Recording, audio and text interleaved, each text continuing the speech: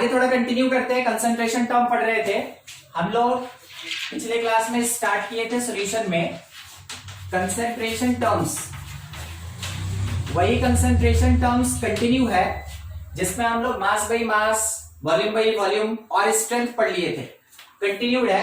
Next अपना fourth number होगा, 3 तक पढ़े हुए थे। Fourth molarity.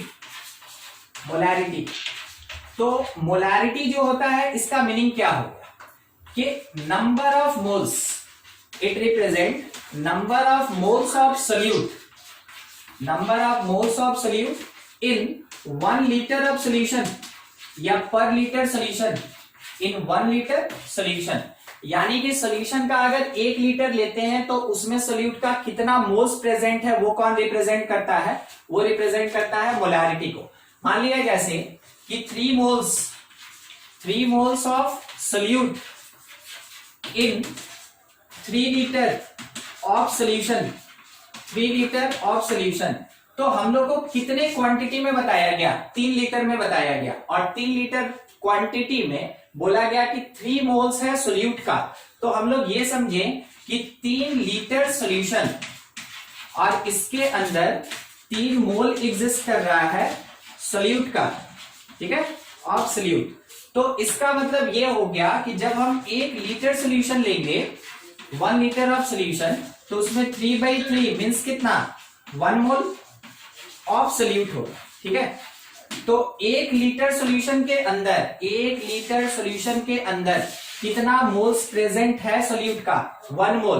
तो जितना भी मोल्स प्रेजेंट होगा 1 लीटर सॉल्यूशन के भीतर, उसी को हम लोग क्या बोलेंगे, it is the molarity of solution. Means यहां से अगर डिक्लेरेशन देना चाहें तो हम ये कह सकते हैं कि molarity of this solution, molarity of this solution that is equals to कितना, 1। और यूनिट क्या हो जाएगा, तो देखिए क्या लिखा क्या है कि सोल्यूट और सोल्यूशन, सोल्यूट का मोल्स अडॉप्ट होगा, सोल्यूशन का वॉल्यूम अडॉप्ट होगा इन लीटर, तो कहा जा सकता है 1 मोल पर लीटर, 1 मोल पर लीटर। और इसी चीज को कहा जाता है मोलर। मोलर का मतलब क्या हो गया, मोल पर लीटर। तो आपको पता चला मोलैरिटी एक ऐसा कंसंट्रेशन टर्म है जिसमें सोल्यूट के मोल्स को हम लोग फाइंड करते हैं इन वॉल्यूम ऑफ सोल्यूशन। तो सोल्यूशन के वॉल्यूम में सोल्यूट का कितना मोल्स प्रेजेंट है, बेसिकली वो रिप्रेजेंट करता है मोलैरिटी को। तो क्वांटिटी के लिए अपने पास क्या क्या पार्ट दिया है कि सोल्यूशन 1 लीटर होना चाहिए और सोल्यूट कितने मोल्स होगा, that represent molarity of solution. अब अकॉर्डिंग टू दिस पार्ट, जैसा कि डिफाइन किया गया, उसके अकॉर्डिंग अगर हम लोग यहाँ फॉर्मूला लिखना चाहें तो कह सकते हैं मोलैरिटी, जिसको रिप्रेजेंट किया जाएगा कैपिटल M से, that is equals to number of moles of solute, number of moles of solute, और इसके डिवीजन में volume of solution, volume of solution. और वॉल्यूम ऑफ सोल्यूशन किस में होना चाहिए, मस्ट बी इन लीटर। अगर बाय द वे आपके पास लीटर में नहीं प्रोवाइडेड है तो आप क्या करेंगे, उसको लीटर में कन्वर्ट करेंगे, ठीक है। इसी पार्ट को हम लोग नोटेशनल फॉर्म में molarity that is equals to number of moles of solute by volume of solution लिख सकते हैं इन लीटर, ठीक है। नंबर ऑफ मोल्स के लिए हम लोग फॉर्मूला पहले से जानते हैं कि कैसे कैलकुलेट किया जाता है। किसी भी कंपोनेंट का या किसी सब्सटेंस का नंबर ऑफ मोल्स कैलकुलेट करना है, उसके लिए हम लोग उसका मास, जो भी गिवन मास होगा या जो प्रोवाइडेड मास होगा, अगर इसमें डिवाइड कर दे मोलर मास से, तो वैसे केस में कौन सा क्वांटिटी कैलकुलेट होता है, मोल्स कैलकुलेट होता है। तो अगर हम गिवन मास को W से, स्मॉल w से रिप्रेजेंट करें और मोलर मास को M से रिप्रेजेंट करें, तो मोलैरिटी के लिए फॉर्मूला लिखा जा सकता है गिवन मास बाय मोलर मास। और ये दोनों क्वांटिटी किसका होगा, ये दोनों क्वांटिटी सोल्यूट का होगा, multiplied by volume of solution, और वो भी किसमें, लीटर में। आप इसी क्वांटिटी को चाहे तो ऐसे भी लिख सकते हैं कि मास मल्टीप्लाइड बाय 1000, डिवीजन में मोलर मास और मल्टीप्लाइड बाय वॉल्यूम। बोलिए वॉल्यूम किस में लेना चाहिए हमको, इस टाइम में हम लोग यूज करेंगे मिलीलीटर, क्योंकि ऑलरेडी ऊपर में 1000 से मल्टीप्लाई हो गया। तो ये हो गया मोलैरिटी के लिए फॉर्मूला, जिसमें कि अगर आपके पास मास दिया गया है तो आप इस फॉर्मूला को यूज करेंगे। अगर आपके क्वेश्चन में नंबर ऑफ मोल सोल्यूट का दिया हुआ है, आप इस फॉर्मूला को यूज करेंगे। इसके अलावा क्वांटिटी और क्या दे सकता है, आपको दिया हुआ रह सकता है कि कोई एक सोल्यूट का नंबर ऑफ पार्टिकल्स कितना होगा। तो सोचिए तो कैसे बनाएंगे। बिल्कुल, नंबर ऑफ पार्टिकल्स अगर दिया है तो अवोगाड्रो नंबर से मल्टीप्लाई करेंगे। किस चीज का कैलकुलेशन होगा, उसके नंबर ऑफ मोल्स का कैलकुलेशन होगा, और बाद में जो भी वॉल्यूम दिया गया है सॉल्यूशन का उससे डिवाइड कर देंगे हम लोग, मोलैरिटी ऑब्टेन हो जाएगा। किसी को कोई दिक्कत है मोलैरिटी से रिलेटेड अभी तक में? ऑलरेडी एक बार पढ़े भी हैं, चलिए ठीक, ध्यान दीजिएगा। अगर हम ये क्वांटिटी ले लें, ठीक ना, दिख रहा है किसका बात कर रहे हैं, given mass bye volume of solution, given mass of solute by volume of solution. बोलिए तो ये क्या होता है, ये स्ट्रेंथ होता है, ये स्ट्रेंथ होता है। तो अगर हम W by V को स्ट्रेंथ से रिप्लेस करें तो कह सकते हैं कि वो मोलैरिटी और मोलर मास ऑफ सोल्यूट के प्रोडक्ट के बराबर होगा। आप ऐसे अज्यूम करें ना कि मोलर मास का हम यहाँ क्रॉस मल्टीप्लीकेशन कर दिए, तो molar mass of solute multiplied by molarity of solution, that will be equals to strength of solution. तो इसके बेसिस पे एक डिक्लेरेशन दे रहे हैं, ठीक है, strength S that is equals to molarity multiplied by molar mass of solute. Solute का molar mass use किया जा सकता है। ये एक रिलेशन आ गया मोलैरिटी और उसके साथ स्ट्रेंथ में। देख लीजिए, किसी पार्ट में कोई दिक्कत है तो पूछ लीजिए, अदरवाइज नोट करेंगे, स्क्रीनशॉट ले लेंगे, फिर आगे बढ़ा जाए।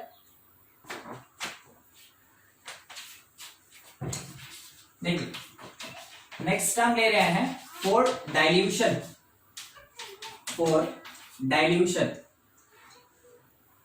डाइल्यूट करने का मतलब क्या होता है बताइएगा हमको। डाइल्यूट करने का मतलब क्या होता है, या तो हम सोल्यूट कम कर दे, एक मिनट, या तो हम सोल्यूट कम कर दे या हम सॉल्वेंट इंक्रीज कर दे। दोनों में से कौन से प्रोसेस से हम डाइल्यूशन कर सकते हैं? दूसरा। अच्छा नहीं, सोल्यूट हम कम कैसे कर सकते हैं? मान लीजिए जैसे कुछ क्वांटिटी अगर हम डाल के सोल्यूशन बना दिए, अब उसमें से अगर हम बोलेंगे कि नहीं हम वहां से सोल्यूट निकाल रहे हैं, तो हो पाएगा? नहीं हो पाएगा ना। तो सोल्यूट के अमाउंट को आप डिक्रीज नहीं कर सकते, तो किसके अमाउंट को इंक्रीज कर सकते हैं? सॉल्वेंट। तो जब आप सॉल्वेंट को इंक्रीज कीजिएगा तो ओवरऑल नेट वॉल्यूम क्या होगा? इंक्रीज करेगा। और अगर वॉल्यूम इंक्रीज कर गया सॉल्यूशन का, इसका मतलब प्रोसेस कैसा हो रहा है? डाइल्यूशन प्रोसेस हो रहा है। तो इस केस में हम लोग यूज करेंगे M1V1 is equals to M2V2। कौन किसको रिप्रेजेंट कर रहा है थोड़ा सोच के बताइएगा। मोलैरिटी M1 जो है, ठीक है, ये मान लीजिए इनिशियल मोलैरिटी ऑफ सॉल्यूशन है, इनिशियल मोलैरिटी ऑफ सॉल्यूशन है। M2 it is the final molarity of solution. उसके बाद V1 ये इनिशियल वॉल्यूम है, इनिशियल वॉल्यूम ऑफ सॉल्यूशन। और V2 क्या है? It is the final volume after dilution, ठीक है, फाइनल वॉल्यूम आफ्टर डाइल्यूशन। जब आप सॉल्यूशन को डाइल्यूट कर दिए उसके बाद का जो वॉल्यूम होगा उसको हम किससे रिप्रेजेंट कर रहे हैं? V2 से। सोच के देखिएगा, ये मोलैरिटी और वॉल्यूम एक क्वांटिटी लेफ्ट में रखा, एक क्वांटिटी राइट में रखा। कहने का मतलब है ये खुद में एक इक्वेशन है। अरे इक्वल टू के लेफ्ट और राइट डिफाइन होता है तो वो इक्वेशन होता है ना मैथमेटिक्स से, ठीक है। वो इक्वेशन किस चीज का इक्वेशन है? तो वॉल्यूम का इक्वेशन नहीं है। मेनली हम लोग किस चीज को कम या ज्यादा कर रहे हैं? ध्यान दीजिएगा, हम लोग डाइल्यूट कर रहे हैं तो कंसंट्रेशन कम कर रहे हैं। यानी इस वाले इक्वेशन में अपना मेजर पार्ट कौन है? कैलकुलेशन के लिए मेजर पार्ट कौन है? मोलैरिटी, कंसंट्रेशन, ठीक है। तो ये जो आपके पास एक इक्वेशन टाइप दिखा, it is also called molarity equation. इसी को मोलैरिटी इक्वेशन भी कहा जाता है। तो चाहे मोलैरिटी इक्वेशन का बात हो या फिर डाइल्यूशन प्रोसेस हो, उस केस में M1V1 इक्वल्स टू M2V2 होता है। क्यों? अब सवाल उठा, ठीक है हम समझ गए हर चीज, मगर ये M1V1 M2V2 के बराबर क्यों होता है? सोचने वाला बात है। मान लीजिए जैसे कि एक कंटेनर के अंदर हम क्या किए, 3 मोलर का सोल्यूशन लेके चल रहे थे, ठीक है, और वॉल्यूम जो था ना इसका, ठीक है, 3 मोलर और मान लीजिए 1 लीटर ही था, ठीक है।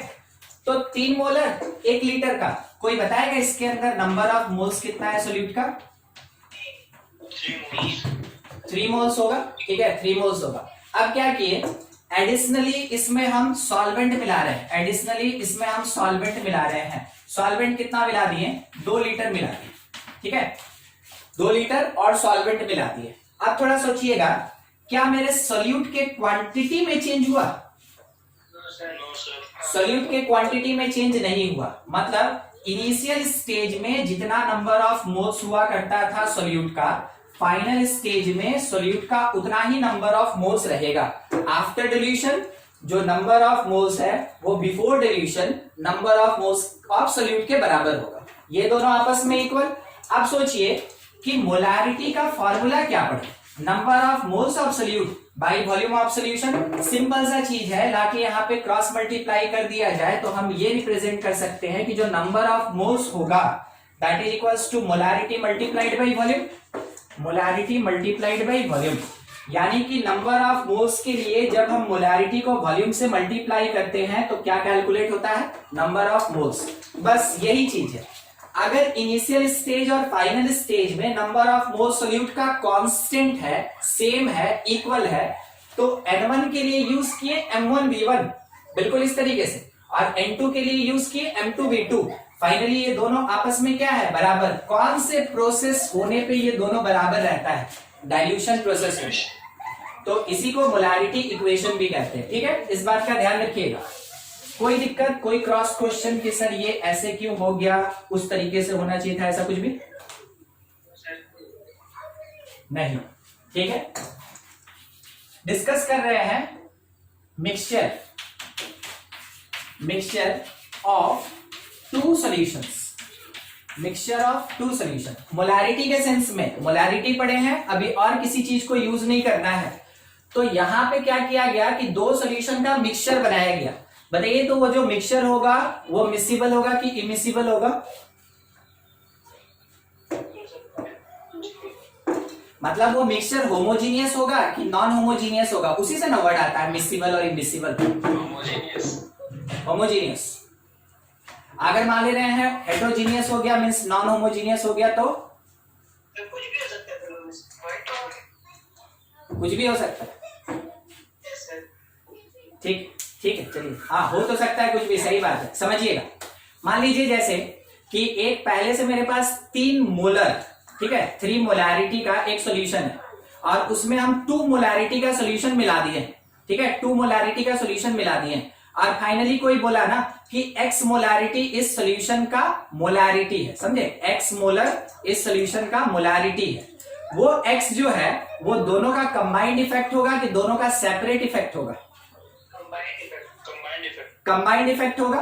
कंबाइंड कब हो सकता है? जब कभी भी एक सॉल्यूशन दूसरे के साथ मिसिबल हो, एक सॉल्यूशन दूसरे से मिसिबल हो। जब होमोजीनियस सॉल्यूशन बनाएगा केवल तभी जाके आप वहां पे एक मोलारिटी का नेट रिजल्ट कैलकुलेट कर सकते हैं।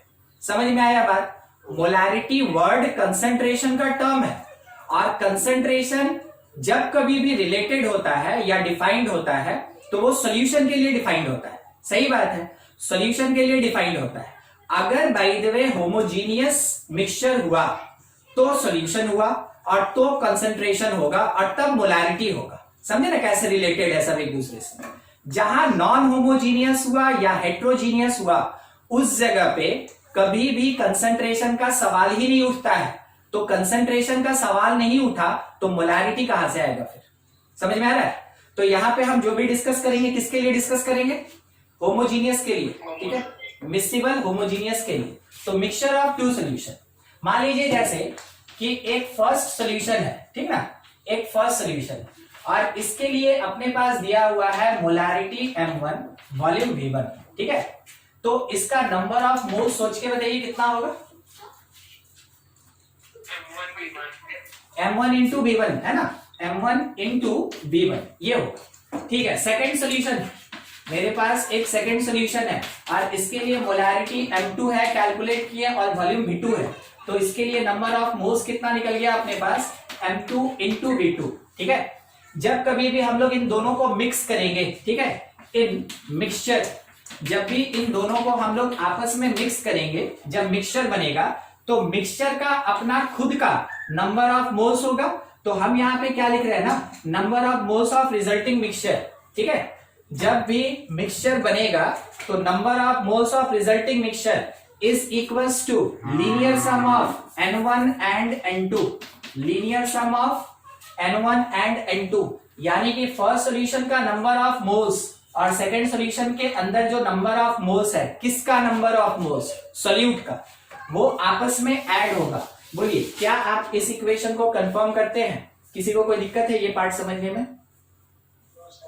Number of moles of solute in resulting mixture that will be equals to the sum of number of moles of solute in first solution and in second solution. तो NR की जगह पे, number of moles of resulting mixture के जगह पे हम put कर सकते हैं molarity of resulting mixture multiplied by volume of resulting mixture is equals to m1 v1 plus m2 v2 लिखा जा सकता है।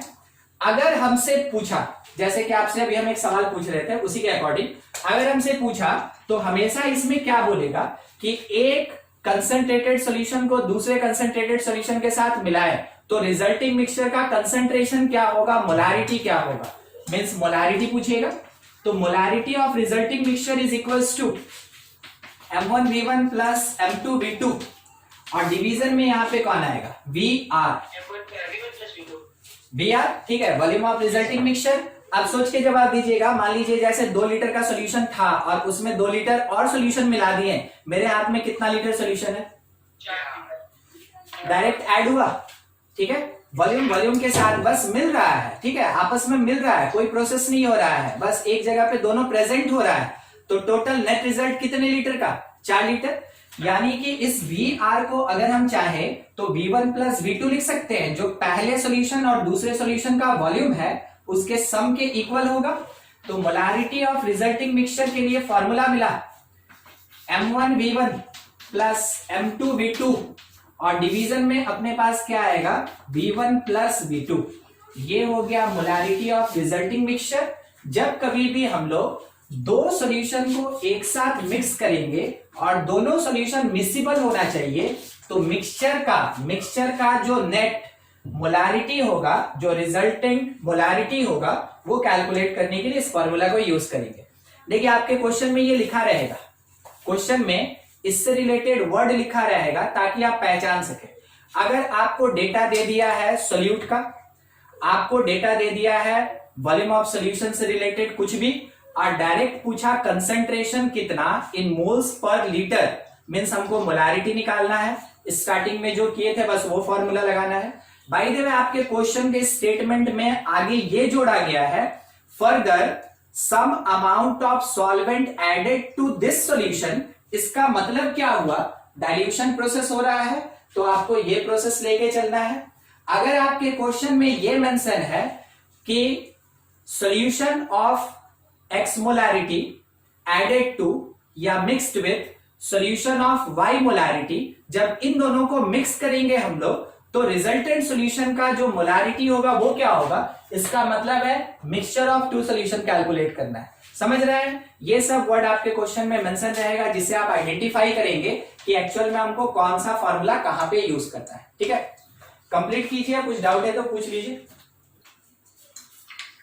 देखिए मान लीजिए जैसे क्वेश्चन ये दिया हुआ है, फाइंड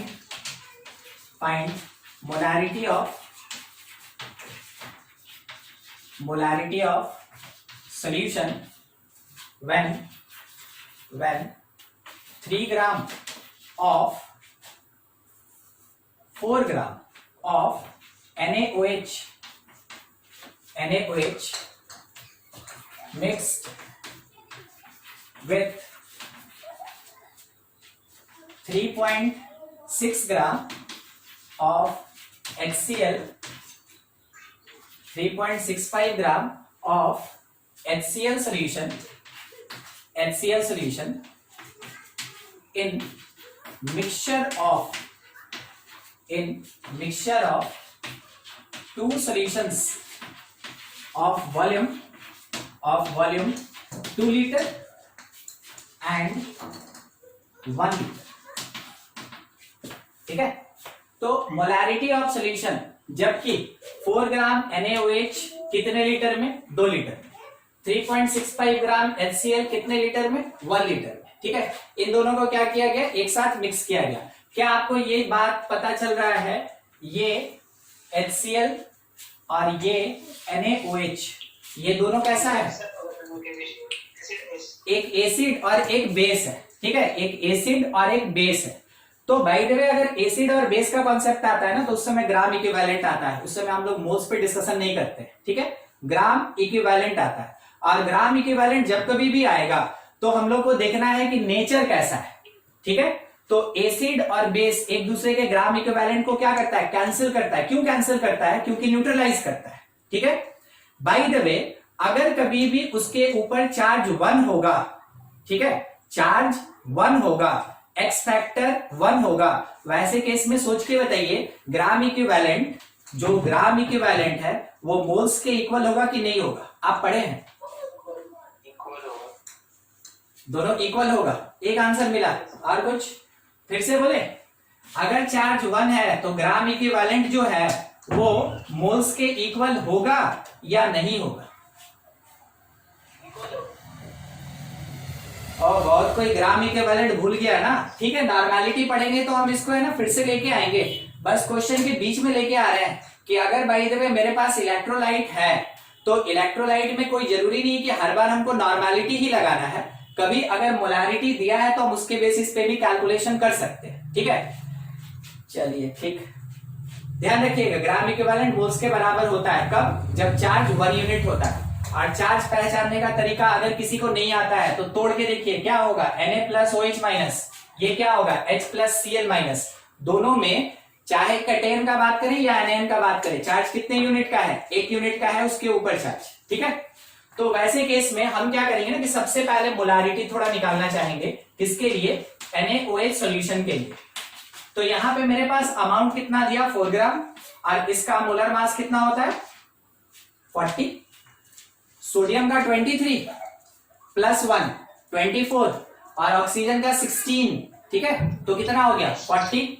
तो फॉर्मूला जो यूज कर रहे हैं कोई मिस मत कीजिएगा, फॉर्मूला है W by molar mass multiplied by volume, और इस वॉल्यूम को हम लीटर में लेके चलेंगे, जरूरत पड़ा तो ऊपर 1000 से मल्टीप्लाई करेंगे। मास कितना दिया?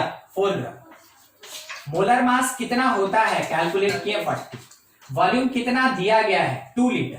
ठीक है, तो ये लीटर में छोड़ दिए। हम लोग इसको सॉल्व किए तो ये 1/20 आएगा। 1/20 कहने का मतलब अगर आप पॉइंट में रिप्रेजेंट करें तो 0.05 ये हो जाएगा। ठीक है, 0.05। चलिए ठीक, ये मिल गया हमको मोलारिटी किसका? NaOH का। बाद में molarity of HCl, same formula use करेंगे तो गिवन मास कितना? 3.65 ग्राम। मोलर मास कितना होता है? तो देखिए, Cl का 35.5, H का 1 36.5 और वॉल्यूम कितना दिया गया है? 1 लीटर। डायरेक्ट 1 लीटर, थोड़ा सा कैंसिल कर लें तो ये 1/10 होना चाहिए, और उसके बाद ये कितना हो जाएगा? 0.1। ठीक है, 0.1 मिल गया हमको HCl और NaOH दोनों के लिए मोलारिटी। अभी जो बात कर रहे थे, ठीक ना, उसको थोड़ा समझिएगा। मान लीजिए जैसे येलो नजर आ रहा है? Yes sir. रुकिए हाँ, देखिए तो येलो और ब्लू नजर आ रहा है? अरे कोई बात नहीं, बड़ा और छोटा नजर आ रहा है? हाँ हाँ, ठीक है, बस पहचानना है। ठीक है, अब क्या हुआ ना कि मेरे हाथ में बड़ा वाला जो है वो रिप्रेजेंट कर रहा है बेस को, और जो छोटा वाला है वो रिप्रेजेंट कर रहा है एसिड को। ठीक है, मेरे हाथ में बताइएगा अभी कंप्लीट न्यूट्रलाइजेशन है कि नहीं है? नहीं है। क्यों नहीं है? क्योंकि इसका अमाउंट ज्यादा है, इसका अमाउंट कम है, इसीलिए। तो बताइए मेरे हाथ में कैसा एसिडिक सॉल्यूशन है या बेसिक सॉल्यूशन है? बेसिक सॉल्यूशन है। और वो भी कितना, इतना काट के, इतना काट के दिख रहा है, इतना काट दे तो ये वाला जो होगा ये बेसिक सॉल्यूशन होगा। चलिए ठीक है, मतलब आप ये समझ रहे हैं ना कि अगर हम यहाँ पे एसिड लिए, ठीक है ना, और यहाँ पे बेस लिए, बेस और ये एसिड है, तो इतने दूर का न्यूट्रलाइजेशन हो जाएगा और ये जो बचेगा वो पूरा का पूरा बेसिक सॉल्यूशन देगा। कंफर्म? ठीक है, ये पार्ट हमको बेसिक सॉल्यूशन देगा। अभी जब हम इसको कैंसिल किए तो हम ऐड किए होंगे कि सब्ट्रैक्ट किए होंगे? सब्ट्रैक्ट किए। कहने का मतलब है कि जब कभी भी सॉल्यूशन अपोजिट नेचर का होगा, सॉल्यूशन जब एसिड और बेस का होगा, वैसे केस में जब कभी भी मिक्सचर बनेगा तो उसमें नंबर ऑफ मोल्स का हमेशा डिफरेंस निकाला जाता है, सब्ट्रैक्शन होता है। मतलब क्या हुआ कि अगर हम रिजल्टेंट सॉल्यूशन का मोलारिटी निकलना चाहें तो it is molarity 1 volume 1 minus molarity 2 volume 2, और डिवीजन में कितना, V1 प्लस V2। बोलिए किसी को कोई दिक्कत है? वो पर्टिकुलरली किसके लिए? For acid base, for acid base solution, for acid base solution. कब? If charge equals to 1, if charge equals to 1। जब चार्ज 1 होगा तब जाके एसिड और बेस के सॉल्यूशन के मिक्सचर के लिए हम लोग इस फॉर्मूला को यूज कर सकते हैं। तो molarity of resulting mixture is equals to M1V1 minus M2V2 by V1 plus V2। ठीक है, अब सोच के बताइएगा M1V1 मीन्स 1 पे किसको ले और 2 पे किसको ले, बताइए तो।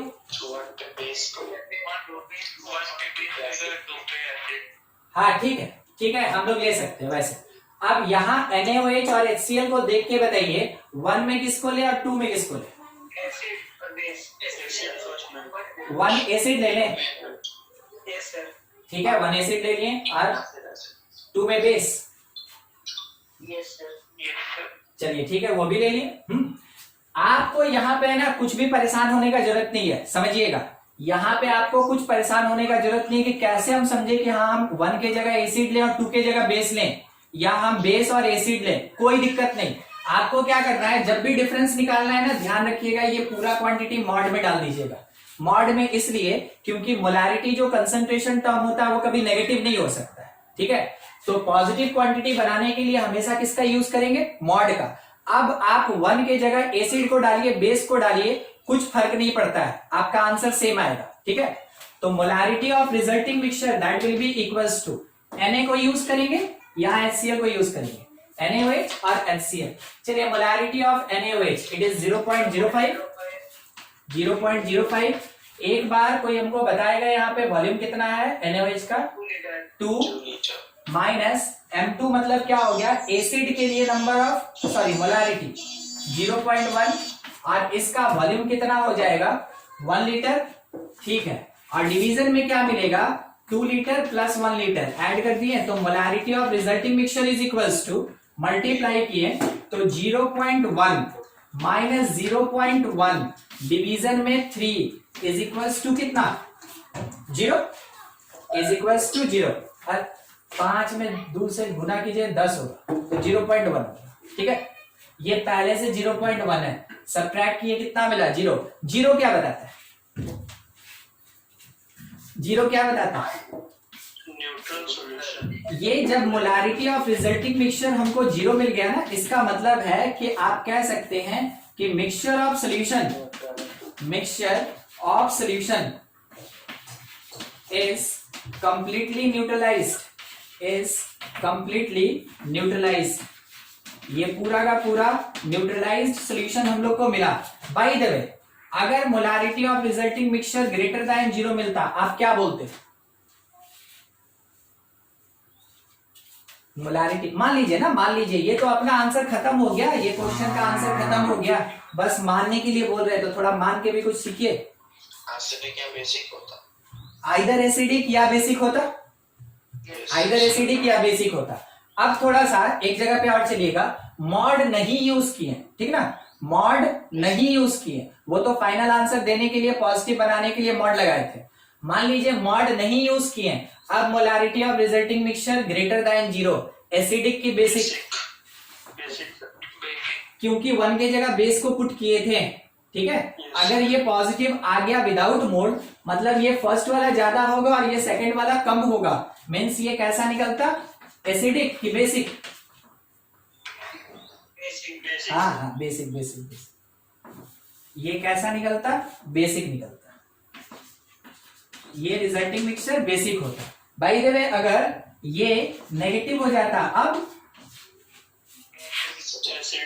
ये क्वांटिटी नेगेटिव हो सकता है, मगर आपका फाइनल आंसर नेगेटिव नहीं होना चाहिए। फाइनल आंसर देते समय आप क्या करेंगे, मॉड लगा के आंसर देंगे। अगर ये लेस हो जाता, लेस देन 0 यानी नेगेटिव हो जाता, मतलब कि ये सेकंड क्वांटिटी ज्यादा था और ये फर्स्ट क्वांटिटी कम था, फर्स्ट की जगह बेस पुट किए थे, सेकंड की जगह एसिड पुट किए थे। अगर सेकंड क्वांटिटी ज्यादा हो जाएगा, ये लेस देन 0 होगा, और वैसे केस में सोल्यूशन कैसा सोल्यूशन निकलेगा, एसिडिक सोल्यूशन निकलेगा। ठीक है, आपको समझ में आ रहा है कब आपका रिजल्टिंग मिक्सचर बेसिक होगा, एसिडिक होगा, या कब न्यूट्रल सोल्यूशन मिलेगा। किसी को कोई दिक्कत इस रिलेटेड क्वेश्चन से? देखिए क्वेश्चन ये है, calculate number of moles of PO4, charge है -3, ठीक है, phosphate, present in 4 litre of 10⁻⁻5 molar calcium phosphate. ठीक है, ये आपको क्या कैलकुलेट करना है, नंबर ऑफ मोल्स किसका, फॉस्फेट आयन का चाहिए, किस में, वॉल्यूम दिया सॉल्यूशन का 4 लीटर और मोलारिटी दिया सॉल्यूशन का 10⁻⁻5, ये दिया गया है, उसमें कैलकुलेशन करना है। निकालिए कितना होगा, number of moles of PO4 charge 3 कितना, 8 × 10⁻⁻5 10⁻⁻5। और किसी का आंसर? यस सर, 8 × 10⁻⁵ यही आ रहा है? Yes sir. ठीक, देखिए चेक करते हैं। सबसे पहला चीज, आपके पास जो सोल्यूशन दिया है ना, तो उसमें सोल्यूट का आप नंबर ऑफ मोल्स निकालेंगे। तो number of moles of solute CA3PO4 whole 2 that is equals to, क्या क्या हो जाएगा कि मोलारिटी और मल्टीप्लाइड बाई वॉल्यूम। तो मोलारिटी अपने पास दिया 10⁻⁻5 और इसके साथ में वॉल्यूम अपने पास कितना प्रोवाइडेड, तो वॉल्यूम प्रोवाइडेड है 4 लीटर। ठीक है, 4 लीटर, ये आ गया। जब number of moles calcium phosphate का मिल गया, अब उसके बाद आपको ये पता कि अगर 1 यूनिट या 1 मोल, ठीक है, 1 यूनिट कैल्शियम फॉस्फेट यूज करते हैं, तो इसमें हम ये डिक्लेयर कर सकते हैं कि फॉस्फेट कितने यूनिट, 2 यूनिट। ठीक है, तो 2 यूनिट्स ऑफ PO4 3- फॉस्फेट कितना होगा, 2 यूनिट होगा। तो जब हम इतने यूनिट्स यूज करेंगे कैल्शियम फॉस्फेट, तो उसमें जस्ट क्या होगा, 2 से मल्टीप्लाइड हो जाएगा। तो कहा जा सकता है कि number of moles of PO4 3- इन ये दिया 10⁻⁻5 मोलर, सॉरी हमको इसको यूज नहीं करना था, हमको तो ये क्वांटिटी यूज करना था ना, in 4 × 10⁻⁻5 moles of calcium phosphate that is equals to, क्या करेंगे हम लोग, 2 से मल्टीप्लाई कर देंगे इस क्वांटिटी को, यानी 2 × 4 × 10⁻⁻5। ठीक है, जो किसके इक्वल हो जाएगा, 8 × 10⁻⁻5 के इक्वल हो जाएगा। ठीक है, कोई डाउट इससे related? No sir. No sir. बढ़िया, ठीक। एक क्वेश्चन और, ठीक है, if 3 litre solution, 3 litre water added to 3.5 molar 5 liter solution, find final molarity final molarity of solution, बताइए कौन सा कॉन्सेप्ट लगेगा? यानी डाइल्यूशन हो रहा है, ठीक है। यहाँ पे 3 लीटर वाटर को ऐड किए, जैसे 3 लीटर वाटर ऐड किए मतलब क्या हुआ, सॉल्वेंट को ऐड कर रहे हैं, और सॉल्वेंट अगर ऐड होगा मतलब प्रोसेस पूरा का पूरा कैसा है, डाइल्यूशन है। तो ये पूरा डाइल्यूशन प्रोसेस है, डाइल्यूशन प्रोसेस। और इस डाइल्यूशन प्रोसेस में अगर हमको रिजल्टेंट सॉल्यूशन का मोलारिटी निकालना है तो हम यूज करेंगे M1V1 यानी मोलारिटी इक्वेशन यूज करेंगे, that is equals to M2V2। इसमें इनिशियली हम लोग को कितना मोलर दिया गया, 3.5। इनिशियली वॉल्यूम कितना प्रोवाइड किया गया हम लोग को, 5 लीटर, ठीक है, is equals to final molarity हम लोग से पूछा गया तो M2 रखते हैं। फाइनल वॉल्यूम क्या होगा, तो 5 लीटर का सॉल्यूशन था, 3 लीटर और वाटर मिला दिए, टोटल सॉल्यूशन कितना होगा, 8 लीटर। तो V2 के प्लेस पे 8 पुट कर दिए। यहां से M2 का कैलकुलेशन किया जा सकता है, एक मल्टीप्लीकेशन कर लें, 5 और ये 15 17, डिवीजन में कौन, 8। जब आप इसको डिवाइड कर लेंगे 2 टाइम में, उसके साथ में फिर 1 टाइम में 7 बच गया, फिर 8 टाइम में, तो लगभग ये 2.18 मोलर आ रहा है, 2.18 मोलर। देखिए स्टार्टिंग का मोलारिटी था 3.5, ठीक है, और फाइनली मेरे पास मोलारिटी कितना है, 2.18। क्या आपको मोलारिटी डिक्रीज होता हुआ दिखा? इसी प्रोसेस को ना कहते हैं हम लोग डाइल्यूशन, ठीक है। देख लीजिए कहीं कोई डाउट है इसमें, क्वेश्चन में पूछ लीजिए फिर। नेक्स्ट कंसंट्रेशन टर्म, इसको अभी यहीं पे हर एक पार्ट में से एक एक क्वेश्चन हम लोग देख लिए, ठीक है। आगे और क्वेश्चन इसी के बेसिस पे आता रहेगा, ठीक है। कंटिन्यू करते हैं। Next part is molarity. Molarity small m से रिप्रेजेंट करते हैं और ये हमेशा मास के बेसिस पे चलता है। तो मोलारिटी क्या रिप्रेजेंट करता है, number of moles, it represent number of moles of solute, number of moles of solute in 1 kg या पर kg ऑफ सॉल्यूशन के सॉल्वेंट। यही एक टर्म ऐसा है जहां पे सॉल्वेंट का यूज होता है, बाकी हर जगह पे किसका यूज होता रहता है, सॉल्यूशन का यूज होता है। तो सॉल्वेंट के 1 kg अमाउंट में सोल्यूट का कितना नंबर ऑफ मोल्स प्रेजेंट है, उसी चीज को हम लोग क्या बोलेंगे, is the molarity of solution, ठीक है। तो मोलारिटी के लिए फॉर्मूला कुछ ऐसा लिखा जा सकता है, molarity that is equals to number of moles of solute, और इसके डिवीजन में यहां पे मास ऑफ सॉल्वेंट, ठीक है। और ये मास ऑफ सॉल्वेंट किस में होना चाहिए, केजी में होना चाहिए। रिप्रेजेंट करें अगर नोटेशनल फॉर्म में तो small m is equals to number of moles के लिए n, और डिवीजन में कैपिटल W से रिप्रेजेंट करेंगे हम लोग मास ऑफ सॉल्वेंट को, और ये किस में, केजी में। नंबर ऑफ मोल्स की जगह क्या लिखा जा सकता है, given mass by molar mass multiplied by mass of solvent. आप यहाँ केजी में यूज करें या फिर ऊपर 1000 से मल्टीप्लाई करके अब मास को किस में लेना होगा, ग्राम, ठीक है। तो ये अपने पास फॉर्मूला आया मोलारिटी के लिए, अपने पास ये फॉर्मूला है मोलारिटी के लिए। कब ऊपर वाले का यूज, जब हम लोग को नंबर ऑफ मोल्स दिया गया है क्वेश्चन में, तब। नीचे वाला फॉर्मूला कब यूज करेंगे, जब भी सोल्यूट का मास प्रोवाइडेड होगा, तब कहीं जाके सेकंड फॉर्मूला यूज करेंगे। देखिए ये क्वांटिटी क्या आप पहचान रहे हैं, क्या है, क्या है, mass by mass, strength into 1000 by, नहीं, तो स्ट्रेंथ जो होता है वो तो मास बाई वॉल्यूम होता है ना। चलिए देखते हैं, ये कुछ नहीं, यहां मास बाई मास आप नहीं बोल सकते, इसलिए नहीं बोल सकते हैं क्योंकि वहां पे मास ऑफ सोल्यूट और बाई मास ऑफ सोल्यूशन हुआ करता था। यहाँ पे मास of solute by mass of solvent है, समझ में आ रहा है ना, ठीक है। ये सॉल्वेंट है, इसलिए इसको आप मास बाई मास नहीं कह सकते, ठीक है। देखिए अब क्या कर रहे हैं, इसी मोलारिटी में बस एक छोटा सा पार्ट, W मल्टीप्लाइड बाई 1000 रह गया, और इसके डिवीजन में मोलर मास है R मल्टीप्लाइड बाई यहां मास, और इसके साथ डिवीजन में डेंसिटी डाल दूं। ठीक है, अब बोलिए ये क्या बन गया? एक डेंसिटी अपने से पुट कर दिए ना, कोई बात नहीं, आप मान लीजिए ना, एक डेंसिटी हम डाल दिए केवल यहाँ। अब बोलिए ये क्या बन गया?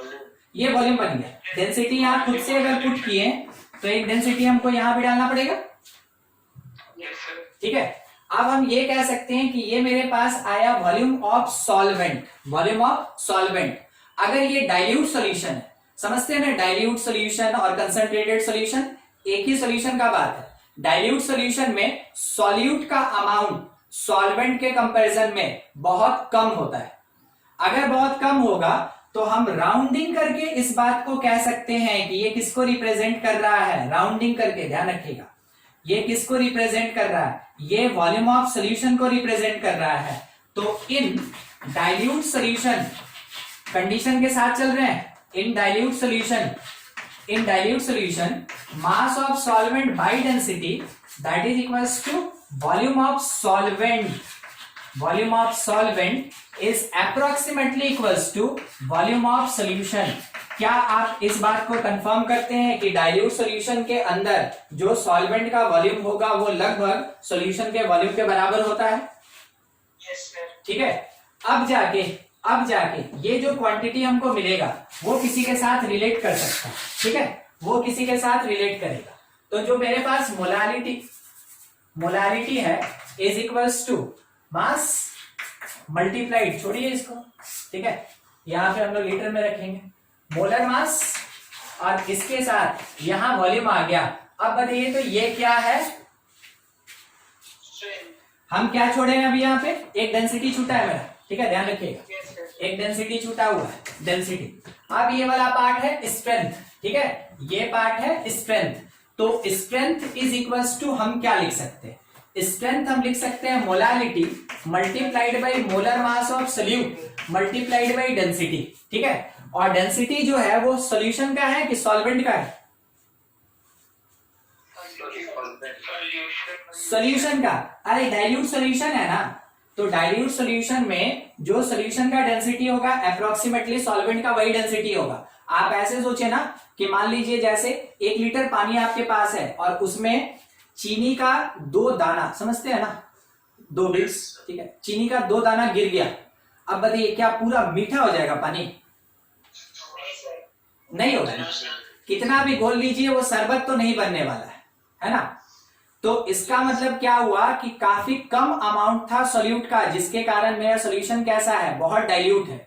और डाइल्यूट होने के कारण उसमें पूरा का पूरा जो डेंसिटी होगा सॉल्यूशन का वो अप्रोक्सीमेटली किसके इक्वल होगा? सॉल्वेंट के डेंसिटी के इक्वल होगा। समझ में आ रहा है? जैसे ये बात हम यहाँ पे प्रेजेंट किए उसके साथ ये अप्रोक्स वाला टर्म आना स्टार्ट हो गया। ठीक है, तो जाके हम लोग यहाँ पे मोलालिटी के लिए कुछ ऐसा रिलेशन एस्टैब्लिश कर सकते हैं, किसके साथ? स्ट्रेंथ के साथ। ठीक है, क्या आपको ये बात पता चला? यहाँ पे हम 1000 लिखने वाले थे मगर नहीं लिखे, क्यों? अरे नहीं, ये स्ट्रेंथ हम लोग कैलकुलेट ही करते हैं कैसे? ग्राम पर लीटर, है ना। स्ट्रेंथ में पढ़े थे, सबसे पहला कंसंट्रेशन टर्म है ग्राम पर लीटर। तो हमको क्या करना था ना कि इसको लीटर में कन्वर्ट करना था। उसके लिए हमको क्या करना चाहिए था? उसके लिए हमको यहाँ पे सबसे पहले डेंसिटी को ही कन्वर्ट करना था, जो कि ग्राम पर मिलीलीटर में रहता है, उसको केजी पर लीटर में। तो लीटर का यूज होता, इस कारण से हम 1000 यूज ही नहीं किए। ठीक है, चलिए, इस रिलेशन में कोई दिक्कत समझ में आया ना? ये एस क्या? Strength of solution, small M क्या? Molality, molar mass multiplied by density. और डेंसिटी किसमें होना चाहिए? फिर गड़बड़ कर दिया वो केजी पर लीटर। अभी तो चेंज किए थे। Yes sir. तब ना इसका केजी हटेगा। ये जो था मेरे पास केजी में था, तो इसका केजी हटाने के लिए लीटर बनाना था, तो केजी पर लीटर लगाएंगे तब तो हटेगा वो, तब तो उससे डिवाइड करेंगे। तो वो किसमें प्रेजेंट है? डेंसिटी केजी पर लीटर। ये डेंसिटी का यूनिट होगा केजी पर लीटर। देखिए, अगर मान ले रहे आप यूनिट में चेंज करते हैं, ठीक ना, अगर यूनिट आपका गलत हो जाता है तो आप इस बात को समझ सकते हैं कि आपके ऑप्शन में हो सकता है 40 भी प्रेजेंट हो, 400 भी प्रेजेंट हो, 4000 भी प्रेजेंट हो, 40,000 भी प्रेजेंट हो। चार ऑप्शन इसी से बना दिया कि जीरो में जितना गलती करना है करो, उसके अकॉर्डिंग तुम्हारा भी मार्क्स कटेगा। ठीक है, तो आपको इस कारण से यूनिट का थोड़ा ध्यान रखना है, क्योंकि आपके पास जो पॉसिबिलिटी हो सकता था वो सबका सब ऑप्शन में दिया गया है। अगर आप छोटा सा भी मिस्टेक करते हैं इन जीरोस का, यूनिट में छोटा सा भी मिस्टेक, तो आपका आंसर गलत आ जाएगा। ठीक है, इसलिए यूनिट का थोड़ा ध्यान रखेंगे कि कौन कैसे कन्वर्ट हुआ। चलिए ठीक है, मोलालिटी के लिए बड़ा सिंपल सा एक क्वेश्चन लेके चलते हैं। Find molality of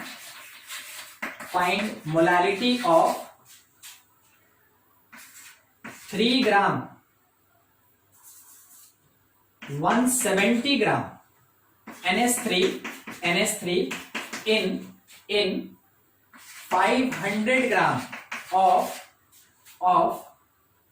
solution, 500 gram of solution ऐसा दिया गया है। ठीक है, मोलालिटी निकालना है। किसका मोलालिटी निकालना है? सोल्यूशन का। Find molality of solution, find molality of solution of 170 gram NH3 in 500 gram of solution. क्या आपको बताया गया कि NH3 को मिला के किसके साथ सोल्यूशन बनाया गया?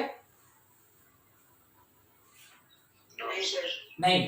तो एज ए यूनिवर्सल सॉल्वेंट किसको लेके चलेंगे? वाटर को। क्या वाटर के अंदर NH3 अमोनिया डिसॉल्व होता है?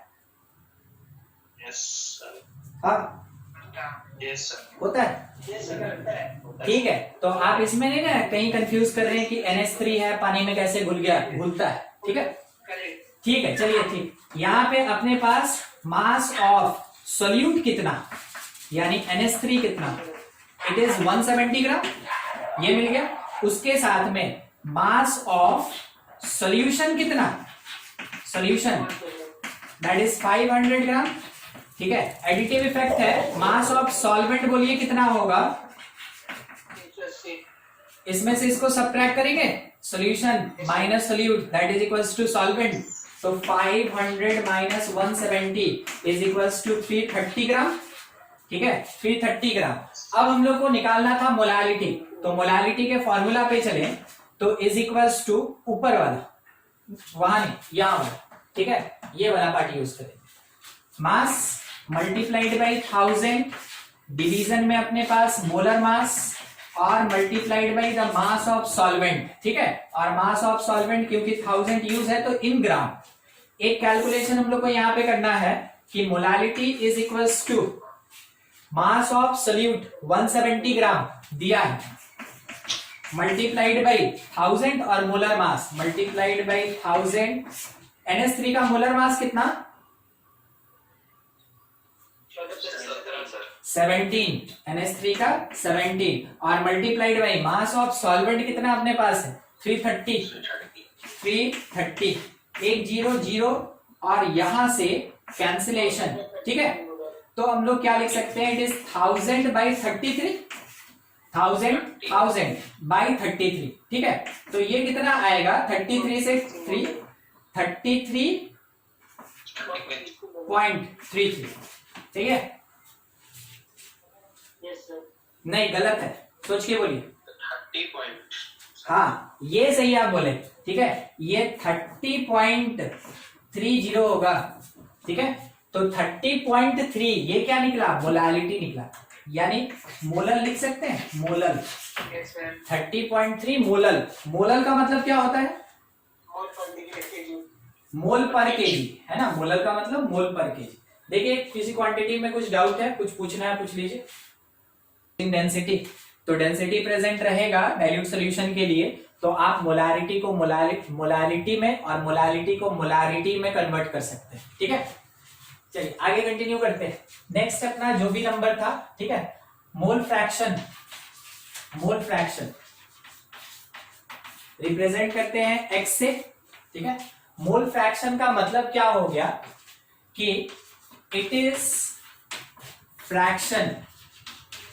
Fraction of moles of any component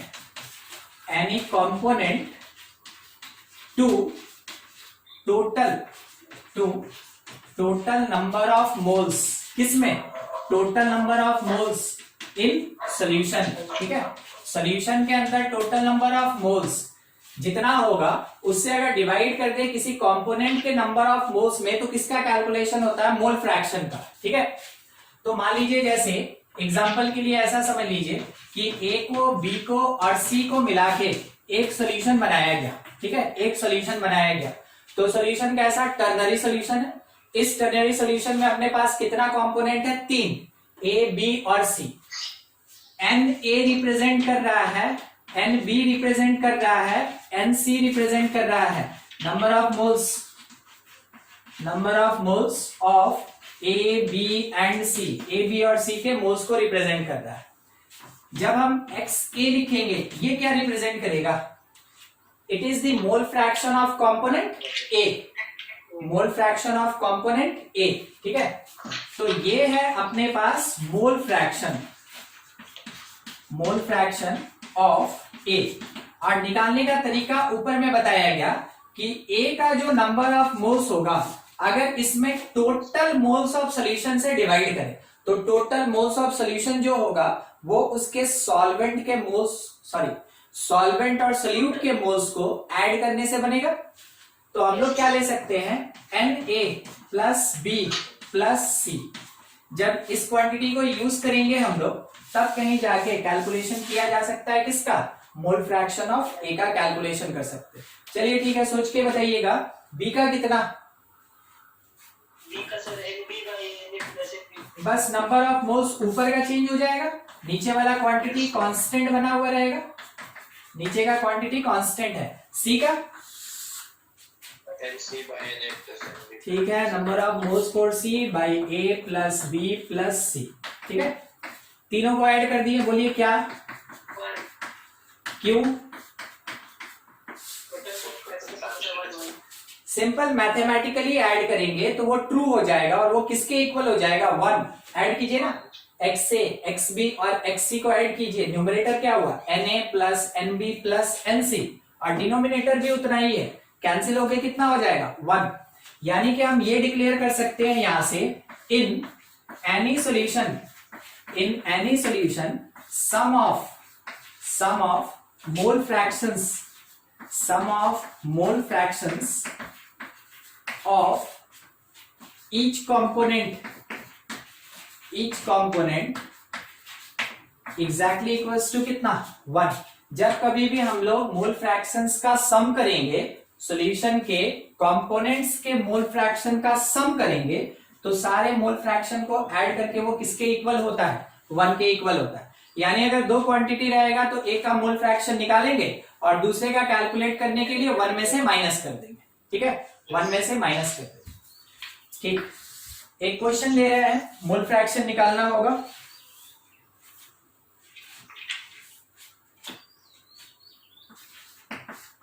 find mole fraction of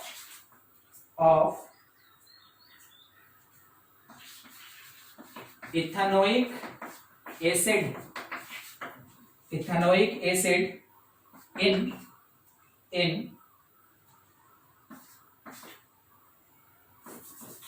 75 gram benzene and 53 gram ethanoic acid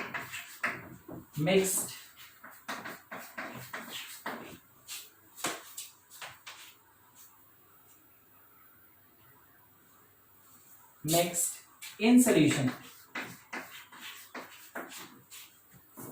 If 75 ग्राम बेंजेनोइक था ना, ये बेंजेनोइक था, 1 minute, ethanoic acid, if 75 gram benzene and 53 gram ethanoic acid mix in solution. सही, ठीक, calculate कीजिए। तो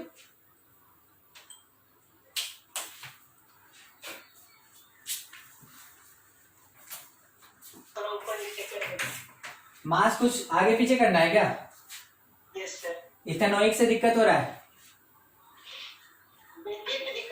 और benzene से दिक्कत हो गया। 78 सर। हम तो 78 हम लिखे ही थे लगभग में, ठीक है कोई बात नहीं, चलिए मुझे निकल। आपने बताया कि बोले जाना। हाँ हम समझ रहे हैं, मतलब थोड़ा सा आप यूज कर लीजिए ना, वैसे ही फ्रैक्शन में भी दे सकते हो। 0.9 समथिंग 1.06 by 1.06 plus 0.9 कुछ, मतलब 0.5 के आसपास होगा मोल फ्रैक्शन। और अंशु कितना 0.9 आ रहा है? Yes sir.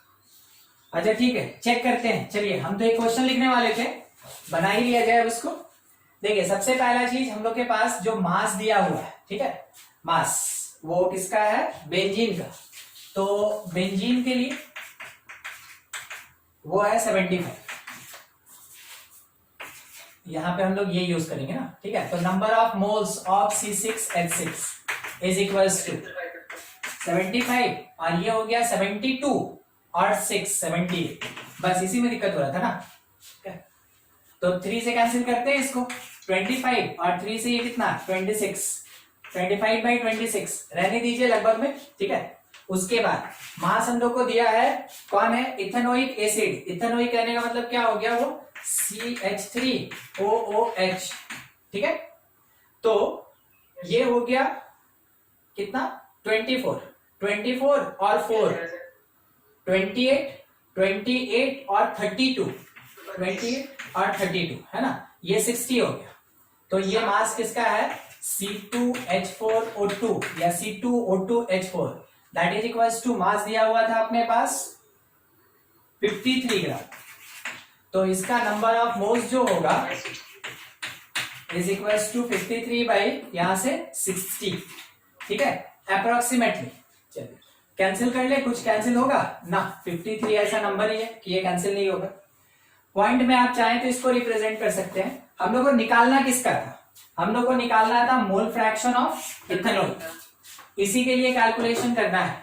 तो जो मोल फ्रैक्शन होगा C2H4O2 का, इसका मोल्स और डिवीजन में अपने पास टोटल मोल्स, तो 53 by 60 और प्लस यहां से 25 by 26, ये ठीक है। एक मैथमेटिकल नंबर है, कैलकुलेशन करके आप चाहे तो ला सकते हैं, जो आ जाएगा बस आपका वही आंसर हो जाएगा, ठीक है। अगर हम लोग से बेंजीन का पूछता तो क्या हम ऐसा कैलकुलेशन करते हैं या कुछ और करते हैं?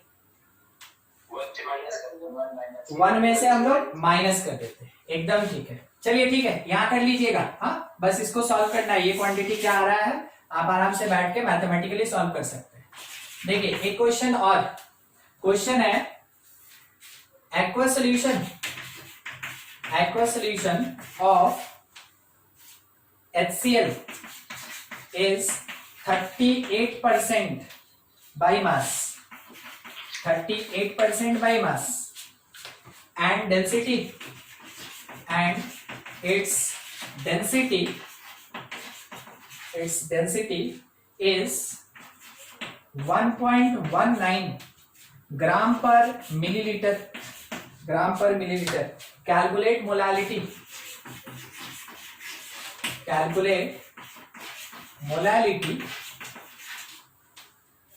एंड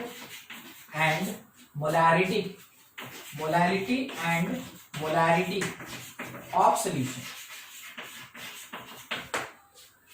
पूरा का पूरा जो सॉल्यूशन चैप्टर है ना, इसमें थ्योरी कम और न्यूमेरिकल्स आपको ज्यादा मिलेगा। हर एक छोटे से थ्योरेटिकल पार्ट के बाद बड़ा बड़ा न्यूमेरिकल्स आपको मिलता रहेगा, ठीक है। बस वेपर प्रेशर ही ऐसा है जो थोड़ा सा थ्योरेटिकल है, मगर उसमें भी क्या होता है कि राउल्ट्स लॉ जैसे आया आप तुरंत न्यूमेरिकल में फिर स्टार्ट हो गए। इस कारण से सॉल्यूशन ऐसा चैप्टर है ना कि अगर आप कॉम्पिटिटिव एग्जामिनेशन में कभी भी पास्ट ईयर पलट के देखें, इससे थ्योरेटिकल क्वेश्चन नहीं आता है। जेई में इससे थ्योरेटिकल क्वेश्चन नहीं आता है, नीट में थ्योरेटिकल आता है, क्योंकि नीट वालों के लिए क्या होता है ना कि न्यूमेरिकल थोड़ा कम दिया जाता है, इसलिए। तो सॉल्यूशन चैप्टर ऐसा चैप्टर है जिसमें कि जेई में हमेशा आपका न्यूमेरिकल ही पूछा जाता है इससे, ठीक है। और जहां तक उम्मीद है आप लोग के टाइम में भी न्यूमेरिकल ही पूछेगा, क्योंकि अभी तक यही ट्रेंड चला आ रहा है, ठीक है। तो इसका खास करके जितना भी न्यूमेरिकल पार्ट है, बस वही चीज आपको मिलेगा ही और आपको उस पर कमांड करना है। कुछ भी नहीं समझ में आया कि सर न्यूमेरिकल नहीं बनता है नहीं समझ में आता है कि डाटा कहाँ से लें और कहाँ यूज करें और कैसे सॉल्व करें, सब पूछ लीजिए, क्योंकि आपका जो फिजिकल एक ये चैप्टर हो गया, इसके बाद फिर आपका इलेक्ट्रोकेमिस्ट्री होगा, उसके बाद आपका एक केमिकल काइनेटिक होगा, यहां तक आपको केवल न्यूमेरिकल मिलता रहेगा, थ्योरेटिकल काफी कम। उसके बाद आपका थ्योरी वाला पार्ट स्टार्ट होगा। तो जो आपके पास सॉल्यूशन है, इलेक्ट्रोकेमिस्ट्री है, केमिकल काइनेटिक है, हर एक चैप्टर से कम एक क्वेश्चन और नहीं तो ज्यादा से ज्यादा 3 क्वेश्चन, ठीक है, जेई में पूछा जाता है। तो आपको समझ में आ रहा है ये तीनों चैप्टर कितना ज्यादा इंपॉर्टेंट है और इससे न्यूमेरिकल ही पूछा जाता है, तो आपको न्यूमेरिकल पे कमांड होना ही चाहिए, ठीक है। चलिए देखिए क्वेश्चन है आपके पास, आप ट्राई कर सकते हैं, इसको बनाइए, ठीक है। हम भी थोड़ा कैलकुलेशन करते चलते हैं, आप लगे रहिए, आप बहुत आगे बढ़ गए होंगे अभी तक तो, ठीक है, बस आपको निकालना बाकी होगा। सॉल्व करते हैं। दिया हुआ है mass by mass of HCl that is equals to 38%। इसका मतलब हो गया 38 gram. 38 gram is the mass of HCl। 38 gram mass of HCl और मास ऑफ सोल्यूशन जो होगा, solution that is equals to 100 gram, क्योंकि परसेंटेज है, तो जो मास ऑफ सॉल्वेंट होगा is equals to 100 minus 38 is equals to 62 gram, ठीक है। ये सॉल्वेंट के लिए मिल गया हम लोग को कितना, 62 ग्राम, क्योंकि एडिटिव प्रॉपर्टी। अब मेरे पास मास ऑफ सोल्यूट है, मास ऑफ सॉल्वेंट है, पहला मेरा डील होगा मोलालिटी कैलकुलेशन का। तो molality is equals to given mass by molar mass multiplied by mass of solvent. अगर हम ग्राम में ले लिए तो ऊपर क्या यूज करेंगे, 1000 यूज कर लेंगे ऊपर में, ठीक है। कैलकुलेट करें, it is 38 multiplied by 1000 division में मोलर मास। तो मोलर मास किस चीज का, HCl का, कितना होगा 36.5 होगा, multiplied by the mass of solvent, और मास ऑफ सॉल्वेंट कितना 62। आपके पास एक क्वांटिटी है, मैथमेटिकली थोड़ा सॉल्व करना है, आ जाएगा, ठीक है। अगर आप चाहें तो लेके चला जाए, यहाँ पे वीडियो पॉज हो गया, आया, अच्छा एक मिनट, धुंधला है,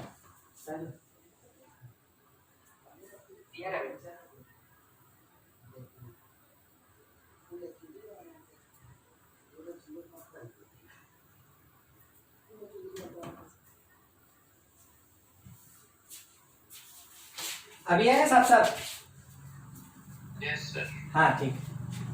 देखिए आप इसमें बस कैलकुलेशन कर ले, है ना, 2 से कैंसिल किए तो ये 31 टाइम में, 2 से कैंसिल किए 19 टाइम में, 5 से कैंसिल किए तो ये अप्रोक्सीमेटली कितना 7 टाइम में और 3 टाइम में, ठीक है। फिर 5 से कैंसिल किए तो ये कितना हो गया 200। अब अपने पास बस इसका कैलकुलेशन करना है, मैथमेटिकली कर लेंगे, 3800 और डिवीजन में 31, 3 टाइम में कितना 93 और 31 7 टाइम में कितना देगा 217, 217 और 9 यानी कि 226, 226 ये आ जाएगा अपने पास, ये मिल गया हम लोग को, ठीक है। तो बस इसको डिवाइड कर लीजिएगा, मोलालिटी निकल गया, एक काम खत्म, ये आपके लिए है, यहां सॉल्व कर लेंगे कि क्या होगा। दूसरा टर्म था अपने पास मोलारिटी, तो मोलारिटी के लिए बस हमको क्या करना है कि इस जगह पे मास ऑफ सॉल्यूट यूज होगा, मल्टीप्लाइड बाई 1000 भी यूज होगा, नीचे molar mass of solute use होगा और इसके साथ वॉल्यूम ऑफ सोल्यूशन आएगा इन मिलीलीटर। तो वॉल्यूम ऑफ सोल्यूशन अगर हमको निकालना है तो देखिए मेरे पास मास दिया ना 100 ग्राम, अगर हम इसी मास को मास ऑफ सोल्यूशन को अगर हम डिवाइड कर दे डेंसिटी से, हमको क्या मिल जाएगा वॉल्यूम ऑफ सोल्यूशन। तो मेरे पास वॉल्यूम अपने क्वेश्चन में दिया था 1.19, तो एक डिवीजन करना है, तो मास था 100 ग्राम और बाई 1.19, ये क्या दे देगा इतना मिलीलीटर वॉल्यूम ऑफ सोल्यूशन, ठीक है। वो वॉल्यूम ऑफ सोल्यूशन आप यहाँ पे यूज करेंगे, क्वांटिटी वैसा ही मिलता जुलता, मास of solute 38 gram multiplied by 1000, इसके डिवीजन में molar mass of solute already हम लोग देख चुके थे 36.5, और multiplied by volume of solution, वो रहा क्वांटिटी 100 और उसमें 1.19 ऊपर चला जाएगा। अपना जो भी मैथमेटिकली हो टर्म आप सॉल्व कर ले, आ जाएगा आपके पास आंसर। ठीक है, समझ में आया कैसे मोलारिटी और मोलारिटी निकालेंगे? बोलिए कोई टर्म समझने में दिक्कत है इसमें कि कैसे आया?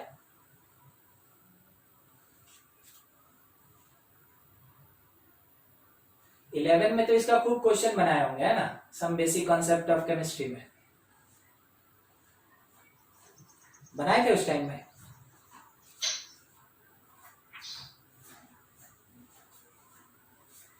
इलेवन में बनाए थे क्वेश्चन कंसंट्रेशन टर्म्स का? नहीं,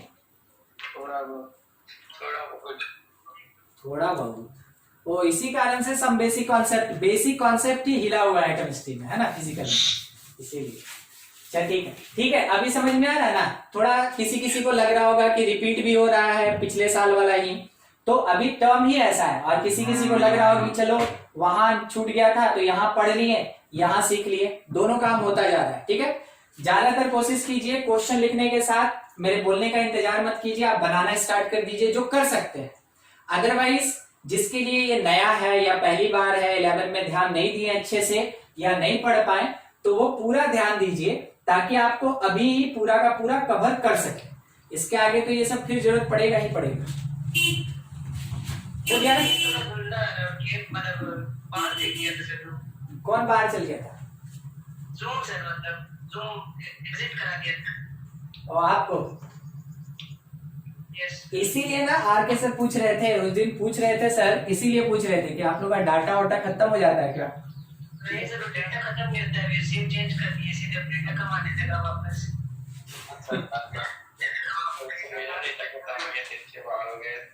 हाँ, हो जाता है। अब हम तो यहाँ पे लगा के रखे हैं ना अपना ब्रॉडबैंड, क्योंकि मेरा सुबह से स्टार्ट होता है एकदम रात तक चलता रहता है class. Yes sir. Sir last में बस क्वेश्चन ही हुआ है ना? अभी हम ये जो क्वेश्चन बताएं, ठीक है, उसके बाद थोड़ा समझा रहे थे। हाँ बस उसके बाद थोड़ा समझा रहे थे और कुछ नहीं कर रहे थे। ठीक है, हटाए सर? Yes sir. ठीक, क्वेश्चन आपके लिए, find mass fraction of sugar in solution containing 38 gram of sugar in 180 gram of water क्या होगा? ठीक है, देखिए यहां क्या लिखा, mass fraction, not mole fraction. ठीक है, ये क्या लिखा, मास फ्रैक्शन, ये मोल फ्रैक्शन नहीं है। तो मोल फ्रैक्शन जैसे पढ़े थे, मास फ्रैक्शन बिल्कुल वैसा ही होता है कि अगर हमको मास फ्रैक्शन कैलकुलेट करना है, ठीक है, अगर हम लोग को मास फ्रैक्शन कैलकुलेट करना है, नॉट मोल फ्रैक्शन, तो वैसे केस में हम ये लिख सकते हैं mass of component divided by total mass of solution. ठीक है, तो सॉल्यूशन के अंदर कौन कौन प्रेजेंट, शुगर और वाटर प्रेजेंट, तो दोनों का मास ऐड करके हम लोग डिवाइड करेंगे। किसको डिवाइड करेंगे? जिसका मास फ्रैक्शन कैलकुलेट करना है उसको मास को डिवाइड करेंगे। यानी कि अगर हमको शुगर का मास फ्रैक्शन निकालना है तो mass of sugar divided by total mass of solution. अगर हमको मास फ्रैक्शन कैलकुलेट करना है, मास फ्रैक्शन किसके लिए कैलकुलेट करना है, तो मास फ्रैक्शन अगर हमसे वाटर का बोला तो वैसे केस में ऊपर में मास किसका यूज करेंगे, वाटर का, और नीचे में मास हम लोग किसका यूज करेंगे, तो पूरे के पूरे सॉल्यूशन का मास यूज होगा, मास ऑफ वाटर। समझिए मास फ्रैक्शन कैसे निकालेंगे। चलिए देखिए, किसका पूछा था, शुगर का पूछा था, कैलकुलेट कीजिए खुद से, बताइए क्या हो रहा है। ठीक है, मास फ्रैक्शन, ठीक है, मास फ्रैक्शन किसके लिए, शुगर का फॉर्मूला क्या होता है, C12H22O11, एकदम ठीक, C12H22O11 वो ग्लूकोज का होता है ना, C6H12O6, ठीक है।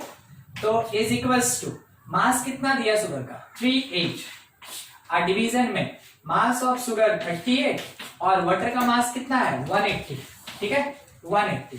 इसमें हम लोग को बस एक डिवीजन कर लेना है, 38 डिवीजन में 8, 8 3 11 2 2 1 8, सॉल्व कर लेंगे उतना ही हो जाएगा मास फ्रैक्शन शुगर के लिए। अच्छा बोलिए तो मास फ्रैक्शन वाटर का कितना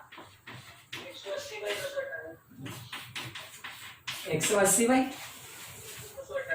218, ठीक है। यानी आप क्या किए थे शायद 180 बाई ऐसे लिखे थे क्या, 180 बाई 38 प्लस 180,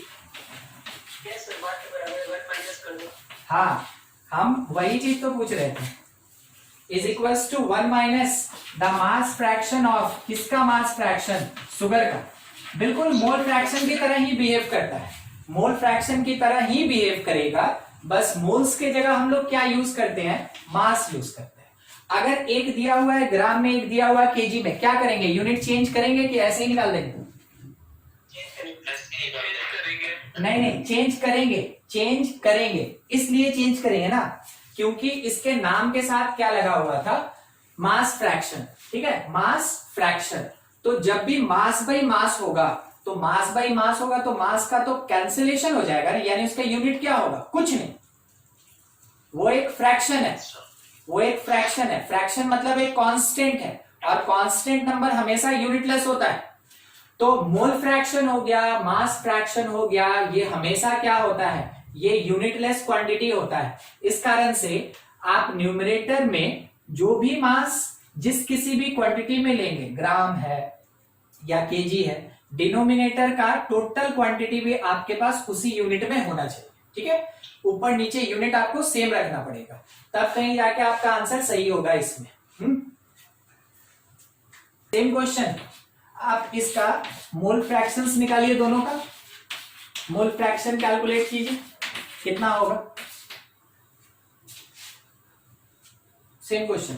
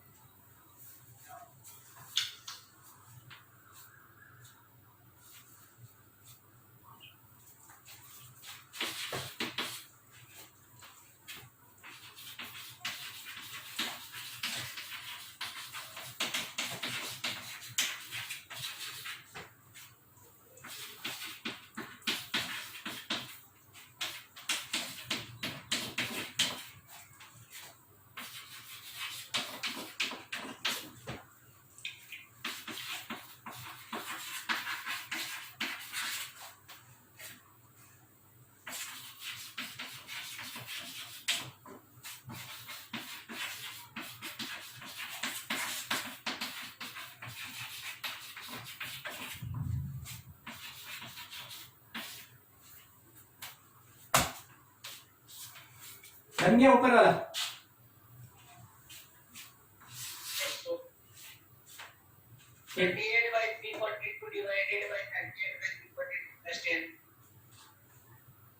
इसका मास 342 आया होगा, यस सर, हाँ ठीक है, बस इसका मास 342 ही हम लोग को चाहिए था, उस कारण से थोड़ा सा यहाँ पे इशू हो गया होगा, नहीं तो ये तो काफी अच्छे से एडजस्ट था, ठीक है ठीक है, सबका आ गया ना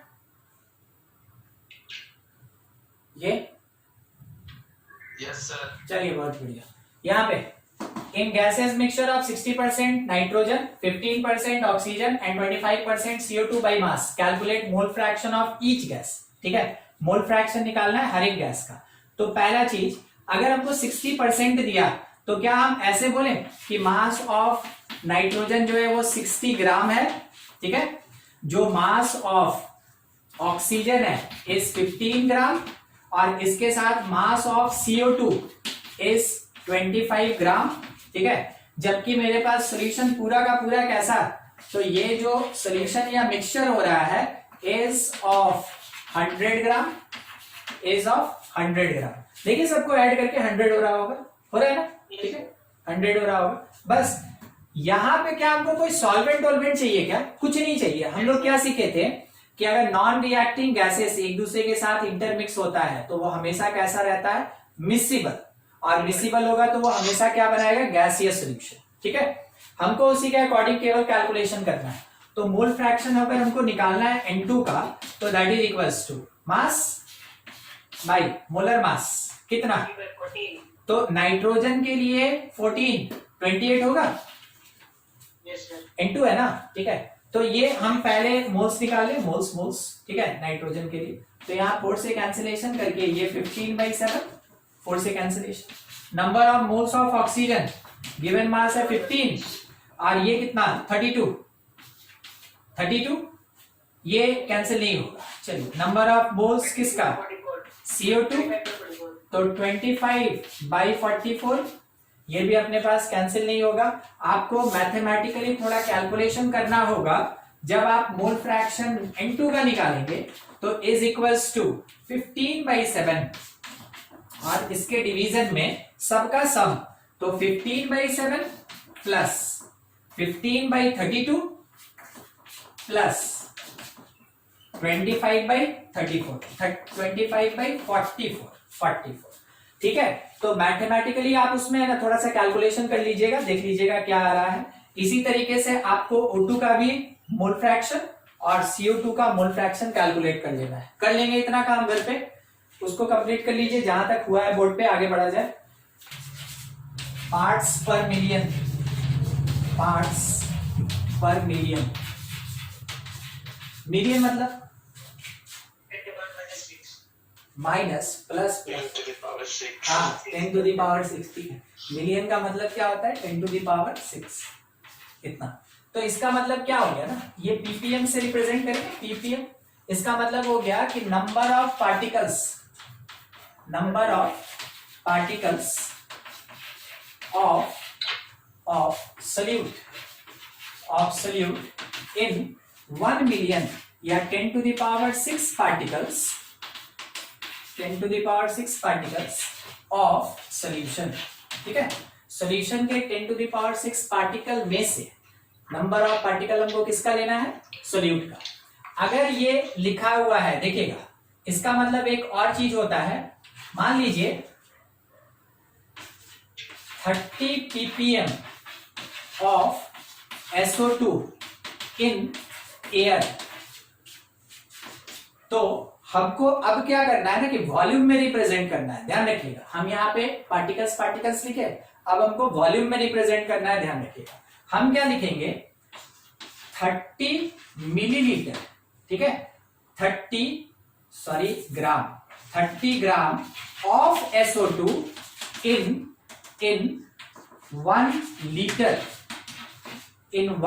लीटर ऑफ सोल्यूशन। सोचिए तो कितना हुआ, आप एक बार क्वांटिटी देखिए कितना हुआ। ग्राम है, मिलीलीटर के साथ चलता है, ठीक है, ग्राम मिलीलीटर के साथ चलता है, और लीटर मीन्स कितना हो गया, 10⁻³ मिलीलीटर, समझ रहे हैं, 10⁻³। अब थोड़ा सोच के बताइएगा, अगर हम यहां मिलीग्राम लगाते हैं, ठीक है, क्वांटिटी देखिएगा, अगर हम यहां मिलीग्राम लगा दें, अब बताइए हमको मिलीग्राम और लीटर के बीच क्या रिलेशन है, 6 का, ठीक है। वैसे ही अगर बाय द वे मेरे पास सॉल्यूशन का वॉल्यूम है तो हम इसको लीटर में लेके चले। अगर हमको मास में लेना होता तो इसके जगह पे हम क्या लिखते हैं, केजी लिखते हैं, ठीक है। यानी कि 30 मिलीग्राम इन 1 kg, ठीक है। अदरवाइज हम इसको ऐसे लिख सकते हैं, ये 30 milligram of SO2 in 1 kilogram of air या सॉल्यूशन, ऐसे लिखेंगे। इसी चीज को हम ये कह सकते हैं कि 30 particles of SO2 in 10⁻6 particles of air, ठीक है। तो जो मेरे पास सॉल्यूशन का 1 मिलियन पार्टिकल है, उसमें से 30 पार्टिकल किसका है, SO2 का। सेम वैसे ही अगर 1 लीटर हम सॉल्यूशन लेके चले, उसमें 30 मिलीग्राम, उसमें 30 मिलीग्राम कौन प्रेजेंट है, उसमें 30 मिलीग्राम SO2 प्रेजेंट है। अगर हम 1 kg एयर लेके चले, सॉल्यूशन लेके चले, उसमें 30 मिलीग्राम कौन प्रेजेंट है, SO2 प्रेजेंट है, ठीक है। अब यहां पे bye the way ppm calculate करने के लिए बोला जाए, ये तो हो गया कि मेरे क्वेश्चन में डेटा दिया रहेगा तो उसका क्या मीनिंग हो सकता है वो हम लिख लेंगे। अगर कैलकुलेट करने दे दे तो हम लोग क्या करेंगे, यहां लिखेंगे unit of solute by number of units of solution, और इसके मल्टीप्लीकेशन में क्या लिखा जाएगा, 10⁻⁶। अब सोच के बोलिए, ऊपर और नीचे ये जो यूनिट लिखे हैं इसका क्या मतलब है,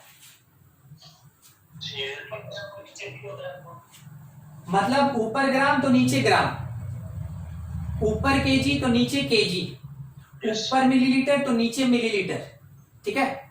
कुछ ऐसा हम लोग को कैलकुलेशन करना होगा, समझ में आ रहा है बात, ठीक है।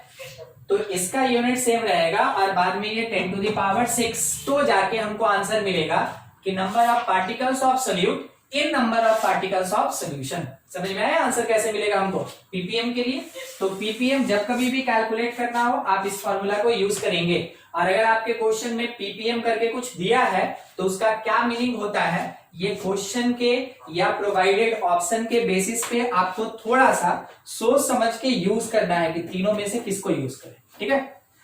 नोट कीजिए इसको, फिर आगे बढ़े। क्वेश्चन और खत्म किया जाएगा आज।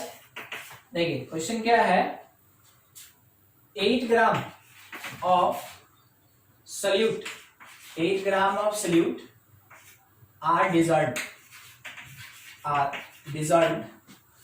in 10 liter of solution, 10 liter of the solution. Calculate concentration in ppm। चलिए निकालिए फटाक से, बनाइए।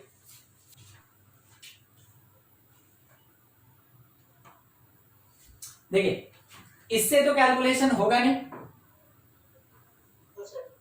क्योंकि ऊपर 1 ग्राम है और 1 लीटर है, तो कैलकुलेशन करने के लिए कौन सा डेटा, ये जो अभी समझा रहे थे यही वाला पार्ट यूज करेंगे, ठीक है। अब इसमें से मिलीग्राम इन 1 लीटर, ठीक है, milligram in 1 litre is ppm.